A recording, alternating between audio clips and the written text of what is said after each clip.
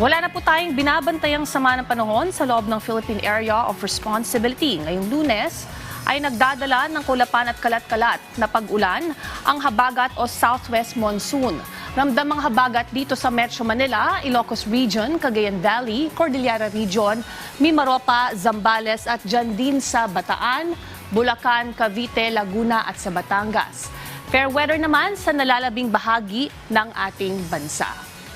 At para naman sa sauna weather ngayong Lunes dito sa Quezon City, magdala po tayo ng panangga sa ulan mamayang hapon. Sa ngayon, makararanas po tayo ng mas maaraw na panahon na may bahagyang kaulapan sa ilang bahagi ng lugar ngayong umaga hanggang tanghali.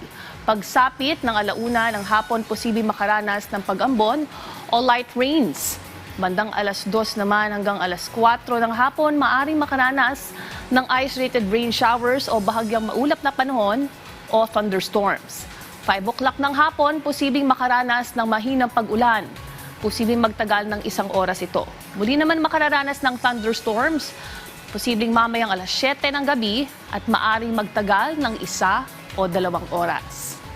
Samantala, silipin na natin ang rain probability sa ilang mga pangunahing lungsod sa bansa hanggang sa araw ng Miyerkules.